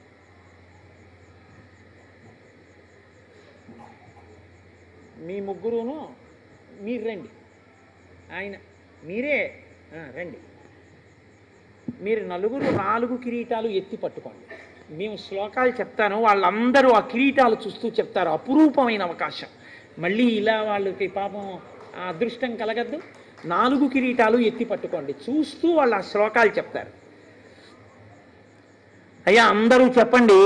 నేను అనుష్ఠుప్పే కాబట్టి చాలా తేలిగ్గానే ఉంటుంది, కాబట్టి మీ అందరూ కూడా అనండి. అందరికీ కనపడేటట్టుగా పట్టుకోండి ఆచార్యులు గారు. బ్రహ్మణా నిర్మితం పూర్వం కిరీటం రత్నశోభితం అభిషిక్తః పురాయేవ మనుస్తం దీప్తతేజసం. మళ్ళీ ఒక్కసారి అనండి. బ్రహ్మణా నిర్మితం పూర్వం కిరీటం రత్నశోభితం అభిషిక్త పురాయేవ మనుస్తం దీప్తతేజసం తస్యాన్వవాయే రాజానః క్రమాద్యేనాభిషేచితాః సభాయాం హేమక్లుప్తాయాం శోభితాయాం మహాధనైః రత్నైర్నానావిధిశ్చైవ చిత్రితాయాం శిశోభనైః నానారత్నమయే పీఠే కల్పయిత్వా యథావిధిః కిరీటేన తతః పశ్చాత్ వసిష్ఠేన మహాత్మనా ఋత్విగ్భిర్భూషణైశ్చైవ సమయోక్ష్యత రాఘవః. అవి అక్కడ పెట్టి అయ్యా ఆ హారాలు తీసి చూపించండి. అనేకమైన రత్నములతో కూడిన వేదిక మీద కిరీటములున్నాయి అన్నారు. పూర్ణంగా రామానుగ్రహం కలిగింది ఇవాళ. అనేక వజ్రవైఢూర్యములు, పచ్చలు, కెంపులు మొదలైనటువంటివి పొదగబడి ఇవాళ రామ లక్ష్మణులకు, ఆ హనుమకు, సీతమ్మకు అలంకరింపబడడానికి సిద్ధమై వచ్చినటువంటి అమూల్యమైనటువంటి నూతన ఆభరణములు, వాటితో రత్నములతో కూడినటువంటి వేది మీద ఆ కిరీటములు యథార్థంగా ఉన్నాయంటే పరిపూర్ణంగా రామానుగ్రహం కలిగి వేదిక అలా సిద్ధమైంది అని గుర్తు. అవి అక్కడ ఉంచి మీరు కూర్చోవచ్చు. ఇప్పుడు శత్రుఘ్నుడు స్వామికి శుభప్రదమైనటువంటి తెల్లని ఛత్రమును పట్టుకున్నాడు.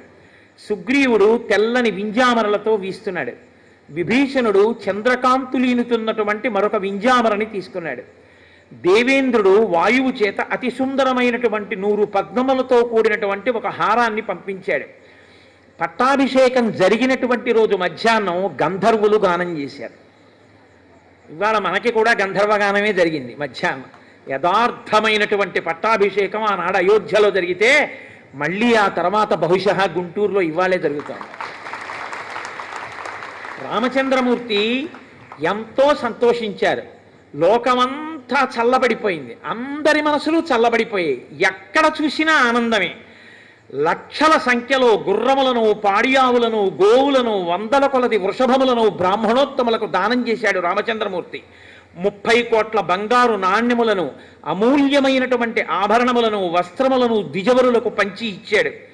సుగ్రీవుడికి మణులు పొదిగినటువంటి ఒక గొప్ప హారాన్ని బహూకరించాడు. వైఢూర్యమణి చిత్రేచ వజ్రరత్న విభూషితే వాలిపుత్రాయ ధృతిమాన్ అంగదాయ అంగదే దదౌ. మంచి రత్నములు, వైఢూర్యములు, వజ్రములు పొదగబడినటువంటి అంగదములను అంటే భుజకీర్తులను అంగదుడికి ఇచ్చాడు. అందరికీ అన్నీ ఇచ్చేశాడు. సీతమ్మ తల్లికి కూడా బహుమానం చేశాడు రామచంద్రమూర్తి. ఇంతమంది ఇన్ని పుచ్చుకున్నాక మా అమ్మ సీతమ్మ మెడలోంచి ఒక ముత్యాలహారాన్ని తీసి చేత్తో పట్టుకుని ఇలా రాముడి వంక చూసింది. మాట్లాడితేనే అర్థమవుతుందా? ఆయన మనస్సు ఆవిడి దగ్గరుంది, ఆవిడ మనస్సు ఆయన దగ్గరుంది. అస్యాదేవ్యా మనస్తస్మిన్ తస్య చాస్యాం ప్రతిష్ఠితం తేనేయం సచి ధర్మాత్మ ముహూర్తం అపి జీవతి. ఒకరి మనస్సు ఒకరి దగ్గర ఉన్న దాంపత్యం ఆ దాంపత్యం. కాబట్టి వెంటనే రాముడు అన్నాడు, సీత నువ్వు ఆ హారాన్ని మెళ్ళలోంచి ఎందుకు తీశావో నాకు తెలుసు.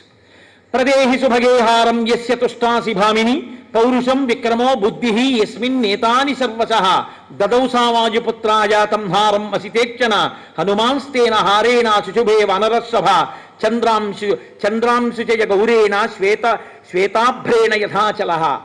వెంటనే ఆ తల్లి తన చేతిలో ఉన్నటువంటి ముత్యాల హారాన్ని స్వామి హనుమకి ఇచ్చింది.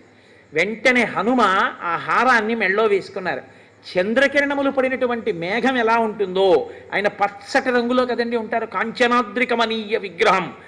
ఆ హారములు వేసుకున్నటువంటి హనుమ అలా మిరిసిపోయారు కాంతితోటి. ఆయన ఏదో కొరికారు, రామనామం లేదని అవతల బారేశారు, అటువంటి పిచ్చి పనులు ఆయన చేయరు. ఆయన చక్కగా దాన్ని మెళ్ళో ధరించారు. ఇప్పుడు రామచంద్రమూర్తి లక్ష్మణుడి వంక చూసి, అతిష్ట ధర్మజ్ఞ మయాస హేమాంగాం పూర్వరాజాం జుషితాం బలేన, మన పూర్వరాజులందరూ అధిష్ఠించినటువంటి ఈ సామ్రాజ్యాన్ని పరిపాలించడంలో నాతో పాటు బాధ్యత పంచుకోవడానికి, కర్తవ్యాన్ని నిర్వహించడానికి లక్ష్మణ ధర్మము తెలుసున్నవాడా, ధర్మజ్ఞ మయాస హేమాంగాం పూర్వరాజ్యాం జుషితాం బలేన, యవరాజ్యం తీసుకో అన్నాడు. అంటే అన్నయ్య నాకు నీ కైంకర్యం కావాలి, కానీ నాకన్నా పెద్దవాడు భరతుడు ఉండగా నాకెందుకన్నయ్య యవరాజ్యం, నాకొద్దు, భరతుడికి ఇమ్మన్నారు. ఎంత బతిమాలినా బుచ్చుకోలేదు. ఏమో 14 ఏళ్ళు అరణ్యవాసం చేశాడు, అన్నయ్య నన్ను అడగలేదనుకుంటాడేమోనని ధర్మం తెలుసున్నవాడా అని అడిగాడు. ధర్మం తెలియడం అంటే అంత జాగ్రత్తగా ఉంటుంది. ధర్మం తెలిసి ఉండడం అంటే పెద్దలు ఉన్నప్పుడు అంత జాగ్రత్తగా ప్రవర్తించాలి, ప్రవర్తించకపోతే దోషం వస్తుంది అందులో. కాబట్టి ఇప్పుడు వెంటనే నేను తీసుకోనన్నయ్య, భరతుడు పెద్దవాడు, ఆయనకి ఇమ్మన్నారు. భరతుడికి యవరాజ్య పట్టాభిషేకం చేశారు. సపర్యదేవన్ విధవ నచ వ్యాళకృతం భయం నవ్యాధిజం భయం వాపి రామే రాజ్యం ప్రశాసతి. మహానుభావుడైనటువంటి రామచంద్రమూర్తి పట్టాభిషేకం జరిగిన తరువాత 11,000 సంవత్సరములు ఈ భూమండలాన్ని ఆయన ఇచ్చిన మాట ప్రకారం పరిపాలన చేశారు. పౌండరీకము, అశ్వమేధము, వాజపేయము, ఇతరమైనటువంటి అనేక యజ్ఞయాగాది క్రతువుల్ని చేశారు. ఆయన రాజ్యం చేస్తున్నటువంటి కాలంలో ఏ స్త్రీ కూడా విధవ అవడం అనేటటువంటిది లేదు. ఎవరికీ కూడా క్రూర సర్పముల వలన కానీ క్రూర మృగాల వలన కానీ భయం కలగలేదు. ఎవరికీ ఎన్నడూ ఏదీ రోగం కలగలేదు. అటువంటి రీతిలో ధర్మాత్ముడై రాముడు రాజ్యాన్ని పరిపాలించాడు. నచస్మ వృద్ధా బాలానాం ప్రేత కార్యాన్ని కుర్వతే. ఎన్నడూ కూడా రామరాజ్యంలో చిన్నపిల్లవాడికి అంతకన్నా పెద్దవాడు ప్రేతకార్యం చెయ్యడం, అంటే పిల్లవాడు మరణిస్తే పెద్దవాళ్ళు అంత్యేష్టి సంస్కారం చెయ్యడం అన్నది ఎన్నడూ జరగలేదు. అంటే పిల్లలందరూ చక్కగా వృద్ధిలోకి వస్తుంటే పెద్దవాళ్ళు చూసి సంతోషించారు. ఆసన్ వర్ష సహస్రాణి తథా పుత్ర సహస్రిణ నిరామయా విశోకాశ్చ రామే రాజ్యం ప్రశాసతి. అక్కడ ఉన్నటువంటి ప్రజలందరూ కూడా చక్కగా 3 తరాల్ని చూసి ఒక్కొక్కళ్ళకి బోలెడంతమంది కొడుకులు, కూతుళ్ళు, కోడళ్ళు, అల్లుళ్ళు, మనవలు, మళ్ళీ ఆ మనవలకి పెళ్ళిళ్ళై మునిమనవలకి పెళ్ళిళ్ళై వాళ్ళ పిల్లలు, ఇంతమందితో ఒక్కొక్క కుటుంబంలో బాలసార జరిగితే వాళ్ళ ఇంటికి వచ్చిన వాళ్ళ బంధువులే చాలు. వీళ్ళు మళ్ళీ వీళ్ళ వియ్యాలారు, ఆ వియ్యాలారు తాలూకా బంధువులు, ఇంతమంది కలిసి ఎంతో సంతోషంగా ఎక్కడ చూసినా రామో రామో రామ ఇతి ప్రజానాం అభవన్ కథాః రామభూతం జగదభూత్ రామే రాజ్యం ప్రశాసతి. రాముడు రాజ్యం చేస్తున్న రోజుల్లో ఎవరి నోట విన్నా ఒక్కటే మాట, రామా రామా రామ, ఇది తప్ప ఇంకొక మాట లేదు. అంతటి ధార్మికుడై మహానుభావుడు అంత గొప్పగా రాజ్యం చేశాడు. వృక్షములన్నీ కూడా లావైనటువంటి బోధులతో చక్కగా పుష్పిస్తూ ఫలిస్తూ జనులకు కావలసినటువంటివన్నీ సమకూర్చాయి. అన్ని వర్ణముల వారు దురాశ లేని వారై ఎవరి ధర్మాన్ని వారు అనుష్ఠిస్తూ సంతృప్తితో జీవించారు. 10 వర్ష సహస్రాణి 10 వర్ష శతాని చ భ్రాతృభి సహిత శ్రీమాన్ రామో రాజ్యం అకారయత్. 11,000 సంవత్సరములు తన తమ్ముళ్ళైనటువంటి లక్ష్మణ భరత శత్రుఘ్నులతో కలిసి రామచంద్రమూర్తి ఈ రాజ్యాన్ని చేశారు. ఆది కావ్యం ఇదం త్వార్షం పురా వాల్మీకినాకృతం ఎప్పటే శృణుయాల్లోకే నర పాపాద్ విముచ్యతే. ఆర్షము పరమ సత్యము, ఇందులో ఒక్క అక్షరము కల్పితము కాదు, యథార్థముగా జరిగిన గాథ. చతుర్ముఖ బ్రహ్మగారి యొక్క వరం చేత వాల్మీకి మహర్షి ఆచమనం చేసి కూర్చుని ఘంటం పట్టుకుంటే ఆ రామాయణ కాలంలో ఉన్నటువంటి వ్యక్తులు, రాక్షసులు, స్త్రీలు అందరూ చేసినటువంటి పనులతో పాటు వాళ్ళ మనస్సుల్లో కదిలిన ఊహలు కూడా వాల్మీకి మహర్షికి ప్రచోదనమయ్యాయి. ఆనాడు వాల్మీకి మహర్షి బ్రహ్మగారి వరంతో అన్నిటినీ తెలుసుకుని రచించినటువంటి కావ్యము తప్ప కేవలముగా కాల్పనికమైనటువంటి కథతో కూడుకున్నటువంటిది కాదు, యథార్థముగా జరిగిన కథ రామకథ. కాబట్టి ఇది ఆది కావ్యము. భార్య భర్తతో మాట్లాడితే ఎంత మధురంగా ఉంటుందో అటువంటి భాషలో చెప్పబడిన కావ్యము, సర్వధర్మములు పొదగబడినటువంటి కావ్యము. ఈ కావ్యాన్ని ఎవరు వింటున్నారో పుత్రకామస్తు పుత్రాన్వై ధనకామో ధనానిచ లభతే మనుజోలోకే శ్రుత్వా రామాభిషేచనం. ఎవరు ప్రత్యేకించి రామచంద్రమూర్తి యొక్క పట్టాభిషేకాన్ని చూస్తున్నారో, పట్టాభిషేకంలో పాల్గొంటున్నారో, రాజారాముడిగా కూర్చున్నటువంటి రోజున జరుగుతున్నటువంటి పూజా సభలో ఉంటారో, ఎవరెవరు సంపూర్ణంగా రామాయణాన్నంతటినీ పరమ సంతోషంతో చెబుతున్నటువంటి వ్యక్తి కన్నా కింది స్థానంలో కూర్చుని పరమ మర్యాదతో నమ్మకంతో కూడిన బుద్ధితో నమస్కరిస్తూ వింటారో అటువంటి వారికి పుత్రకామస్తు పుత్రాన్వై, అటువంటి వారికి కొడుకులు కావాలంటే కొడుకులు కలుగుతారు. ధనకామో ధనానిచ, ధనం కావాలి అంటే ధనం కలుగుతుంది. మహీం విజయితే రాజా, ఈ భూమండలాన్ని గెలవాలి అని రాజులు అనుకుంటే రామాయణాన్ని వింటే వాళ్ళు భూమండలాన్ని గెలుస్తారు. రిపుంశ్చాప్యధితిష్టతి, శత్రువుల్ని గెలుస్తారు. రాఘవేణ యథామాత సుమిత్రా లక్ష్మణేన చ భరతేనేవ కైకేయీ జీవపుత్రాస్తథా స్త్రియః భవిష్యంతి సదానంద పుత్ర పౌత్ర సమన్వితాః. కౌసల్య, సుమిత్ర, కైకేయి ఎలా కొడుకులతో చక్కగా కొడుకులు బ్రతికుండగా ఆ కొడుకుల్ని చూసి సంతోషించి ప్రయోజకులైన కొడుకులని తల్లి సంతోషించిందో అలా రామాయణాన్ని పఠనం చేసినటువంటి వాళ్ళందరికీ కూడా బిడ్డలు ప్రయోజకులై ఆ తల్లులు ఆనందాన్ని పొందుతారు. శ్రుత్వా రామాయణమిదం దీర్ఘమాయుష్య విందతి రామస్య విజయం చైవ సర్వం అక్లిష్టకర్మణః. ఎవరు హేళగా పనులు చేయగలిగినటువంటి రామచంద్రమూర్తి యొక్క వైభవంతో కూడిన ఈ రామాయణాన్ని, సంపూర్ణ రామాయణాన్ని వింటున్నారో అటువంటి వారు దీర్ఘాయుర్దాయాన్ని పొందుతారు. సమాగమం ప్రవాసాంతే లభతే చాపి బాంధవైః ప్రార్థితాంశ్చ వరాన్ సర్వాన్ ప్రాప్నుయాదిహ రాఘవాత్. ఎవరు ఈ రామాయణాన్ని వింటున్నారో అటువంటి వారికి దూరదేశంలో ఉన్నటువంటి వారితో సమాగమం సిద్ధిస్తుంది. వారు తొందరలో తమకి అత్యంత ప్రాణప్రియులైన వారెవరున్నారో వాళ్ళని కలుసుకుంటారు, కలుసుకుని సంతోషాన్ని పొందుతారు. శ్రవణేన సురాహ సర్వే ప్రీయంతే శృణ్వతాం వినాయకాశ్చ శామ్యంతి గృహే తిష్టంతి యస్య వై. ఎవరైతే ఈ రామాయణాన్ని వింటున్నారో అటువంటి వారి ఎడల దేవతలందరూ ప్రసన్నులవుతారు. అటువంటి వారి ఎడల ఏవైతే ఉగ్రమైనటువంటి భూతములు ఉన్నాయో అవన్నీ కూడా ఉపశాంతి పొందుతాయి. అరిష్టమైనటువంటి గ్రహములు తాము ఇచ్చేటటువంటి ఫలితములు ఏ ఉంటాయో ఆ ఫలితములు ఇవ్వకుండా ఆపు చేసి వాళ్ళు అభ్యున్నతిని పొందుతారు. విజయేత మహీం రాజా ప్రవాసీ స్వస్తిమాన్ వ్రజేత్ స్త్రియా రజస్వలాహ శ్రుత్వా పుత్రాన్ సూయురనుత్తమాం. రజస్వలైనటువంటి స్త్రీ ఈ రామాయణాన్ని వింటే, అంటే ఇంకా బిడ్డలు పుట్టవలసినటువంటి స్త్రీ, వివాహమైనటువంటి ఆమె ఈ రామాయణ కావ్యాన్ని వింటే చాలా ఉత్తమమైనటువంటి సంతానాన్ని పొందుతుంది. పూజయంశ్చ పటేశ్చేమం ఇతిహాసం పురాతనం సర్వ పాపాత్ ప్రముచ్యేత దీర్ఘమాయురవాప్నుయాత్. ఎవరైతే ఈ శ్రీరామాయణ కావ్యాన్ని వింటున్నారో వాళ్ళకి అన్ని కోర్కెలు నెరవేరుతాయి. ఎవరికి ఏ కోర్కె తీరాలో, ఏ అభ్యున్నతిని పొందాలో ఆ అభ్యున్నతి వాళ్ళకి కలుగుతుంది. అభ్యున్నతి కలగడం కాదండి, మీకు నేను ఒక యథార్థం చెప్తున్నాను. శ్రీరామాయణం వింటుండగా చేయవలసిన సంస్కారం చేయబడకపోతే ఆ సంస్కారము సశాస్త్రీయముగా చేయబడినది అవుతుంది. షష్ఠి పూర్తి చేసుకోవలసిన వాడు చేసుకోలేదనుకోండి, సంపూర్ణ రామాయణాన్ని వింటే వాడు షష్ఠి పూర్తి సశాస్త్రీయంగా చేసుకున్నట్టే. ఎవరు ఏ సంస్కారములను పొందాలో ఆ కాలంలో ఆ సంస్కారములను పొందకపోయినా రామాయణాన్ని విన్నటువంటి వాళ్ళకే ఆ సంస్కారములు పొందినటువంటి ఫలితాన్ని ఈశ్వరుడు వాళ్ళ ఖాతాలో వేస్తాడు. శ్రీరామాయణానికి అంత శక్తి ఉంది. అందుకే రామాయణం చెప్దామన్నా రామాయణం విందామన్నా అంత తేలిక కాదు.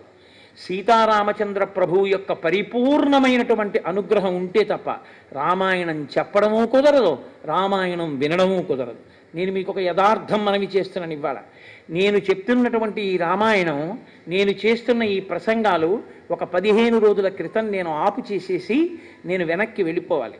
అంత పెద్ద ప్రమాదం ఒకటి వచ్చేసింది నాకు, అశౌచమే వచ్చేస్తుంది. అంత పెద్ద ప్రమాదం ఒకటి ఏర్పడింది.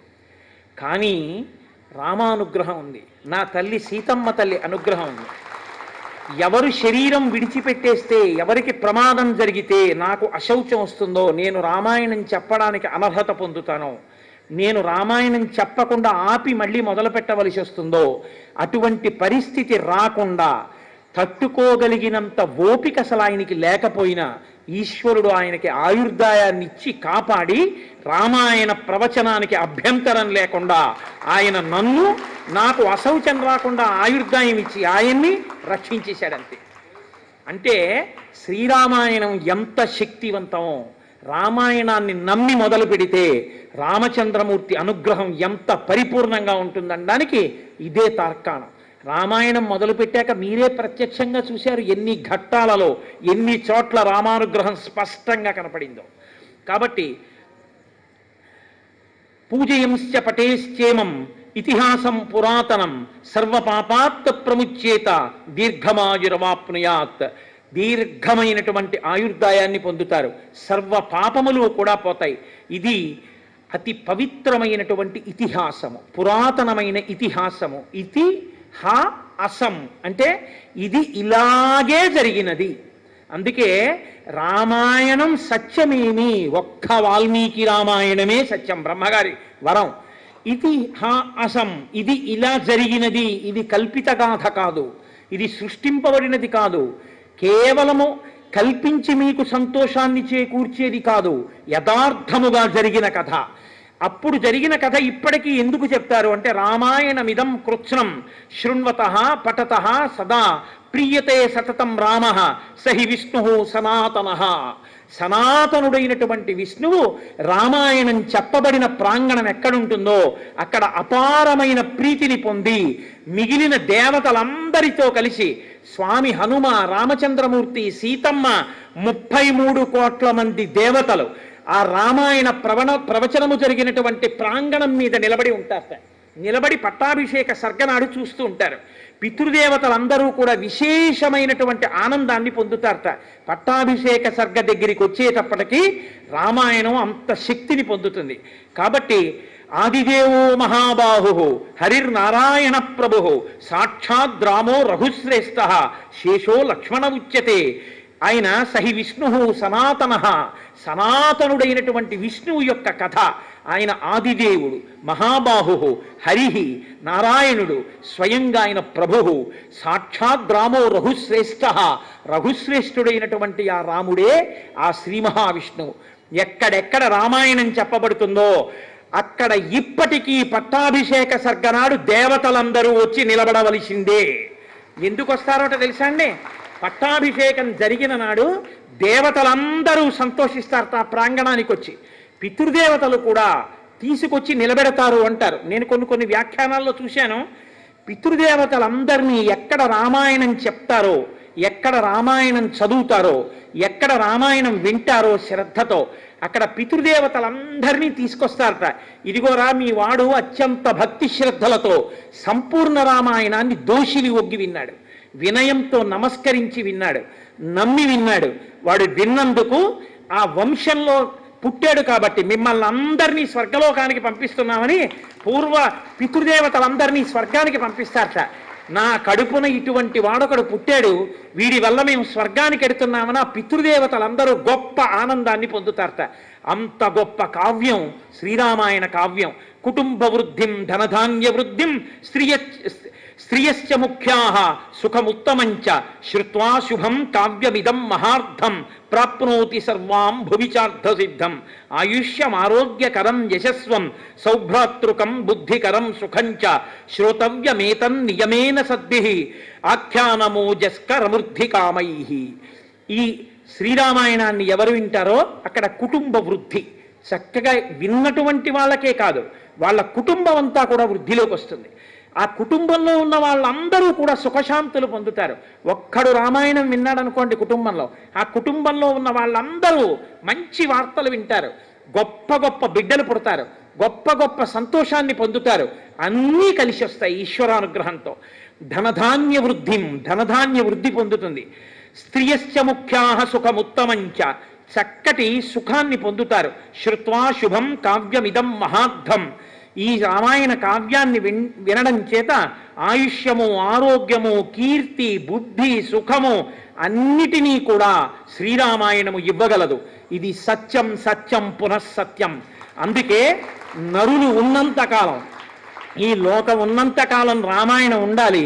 రామాయణం ఎంతకాలం చెప్పబడుతుందో, రామాయణం ఎంతకాలం వింటారో అంతకాలము నరులకు అభ్యున్నతి, నరుడు నరుడిగా బతకడం చేతనవుతుంది అని బ్రహ్మగారు వాల్మీకి మహర్షిని ఆదేశించి పరమ కరుణార్ద్ర హృదయుడు కనుక వాల్మీకి మహర్షి చేత ఈ రామాయణ కావ్యాన్ని రచింపచేసి మనకు అందించారు మహానుభావుడు. కాబట్టి ఈ శ్రీరామాయణాన్ని విన్నవాళ్ళు ఎవరున్నారో వాళ్ళందరూ ఒక మాట అనాలి అంటారు. ఎందుకంటే తపశ్శక్తి కలిగిన వాళ్ళకైతే ఖచ్చితంగా కనపడతారు. శ్రీమన్నారాయణుడు ఇవాళ మెరిసిపోతున్నటువంటి గరుడ వాహనం మీద లక్ష్మీ సహితుడై మిగిలిన దేవతలందరితో కలిసి త్రిమూర్తులతో సహా పితృదేవతలతో సహా పట్టాభిషేక జరుగుతున్న నాడు ఆకాశ మండలంలో వచ్చి నిలబడతారు.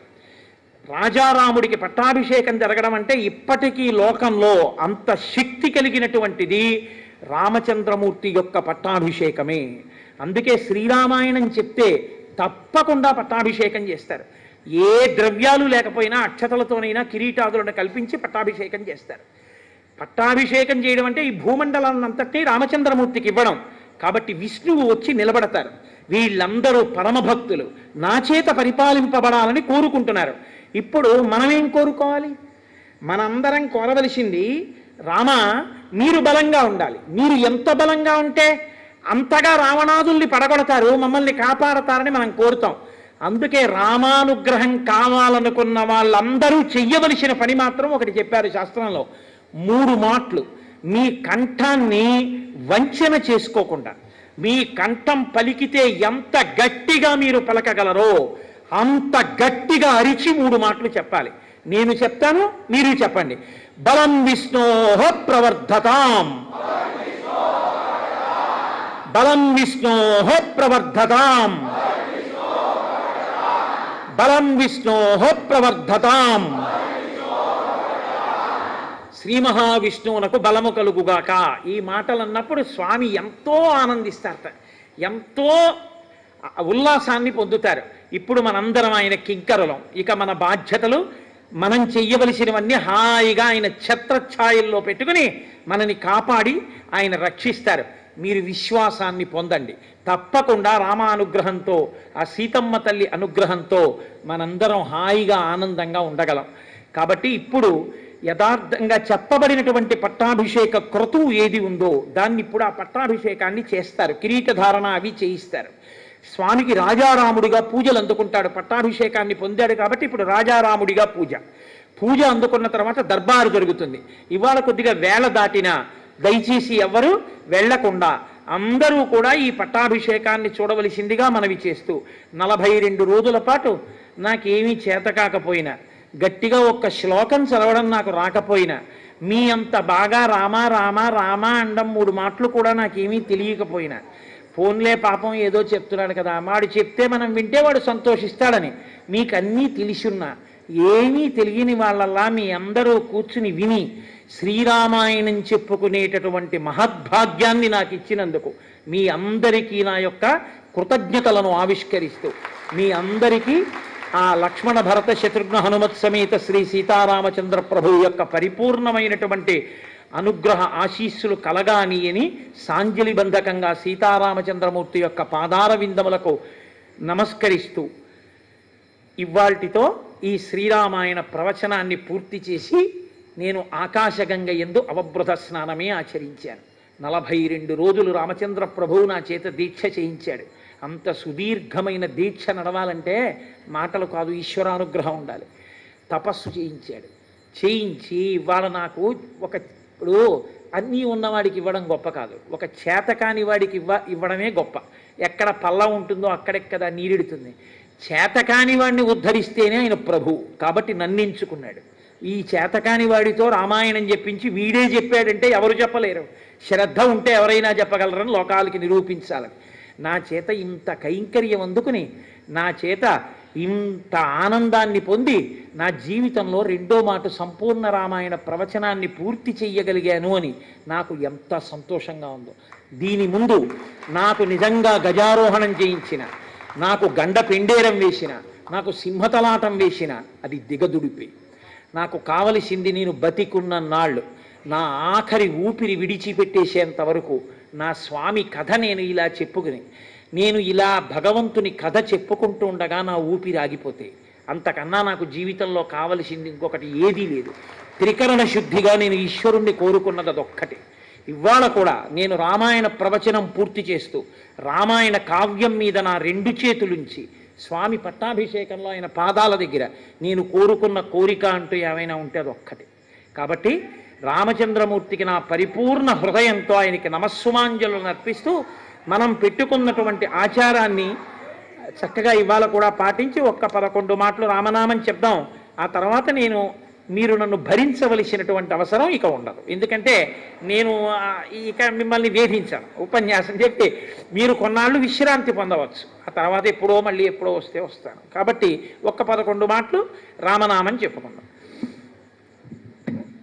కోరి కొలిచిన వారికెల్లను కొంగు బంగారు రామనామము, రామనామము రామనామము రమ్యమైనది రామనామము. నీవు నేనను భేదమేదియు లేకయున్నది రామనామము, రామనామము రామనామము రమ్యమైనది రామనామము. అండపిండ బ్రహ్మాండములకాధారమైనది రామనామము, రామనామము రామనామము రమ్యమైనది రామనామము. గోచరంబగు జగము లోపల గోప్యమైనది రామనామము, రామనామము రామనామము రమ్యమైనది రామనామము. బ్రహ్మ సత్యము జగన్మిథ్యాభావమే శ్రీరామనామము, రామనామము రామనామము రమ్యమైనది రామనామము. భక్తితో భజించు వారికి ముక్తి నొసగును రామనామము, రామనామము రామనామము రమ్యమైనది రామనామము. రాకడయు పోకడయు లేనిది రమ్యమైనది రామనామము, రామనామము రామనామము రమ్యమైనది రామనామము.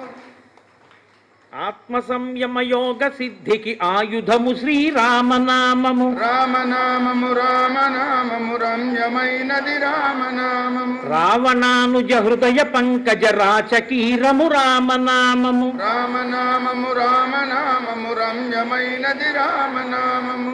దాసులను రక్షించదయగల ధర్మనామము రామనామము, రామనామము రామనామము రమ్యమైనది రామనామము. రాక్షసులను తరిమి కొట్టిన నామమే శ్రీరామనామము, రామనామము రామనామము రమ్యమైనది రామనామము. రామనామ స్మరణ చేసిన క్షేమమొసగును రామనామము, రామనామము రామనామము రమ్యమైనది రామనామము. తల్లివలె రక్షించు సుజనుల నెల్లకాలము రామనామము, రామనామము రామనామము రమ్యమైనది రామనామము. మంగళాశాసనపరైః మదాచార్య పురోగమైః సర్వైశ్చ పూర్వైరాచార్యైః సత్కృతాయాస్తు మంగళం. మంగళం కోసలేంద్రాయ మహనీయ గుణాత్మనే చక్రవర్తి తనూజాయ సర్వభౌమాయ మంగళం. ఉమాకాంతాయ కాంతాయ కామితార్థప్రదాయినే శ్రీగిరీశాయ దేవాయ మల్లినాథాయ మంగళం. కరచరణకృతం వా కర్మవాక్కాయజం వా శ్రవణనైనజం వా మానసం వాపరాధం విహితమవిహితం వా సర్వమేత్తక్షమస్వ. శివ శివ కరుణాబ్ధే శ్రీ మహాదేవ శంభో. సర్వం శ్రీ ఉమామహేశ్వర పరబ్రహ్మార్పణమస్తు. స్వస్తి.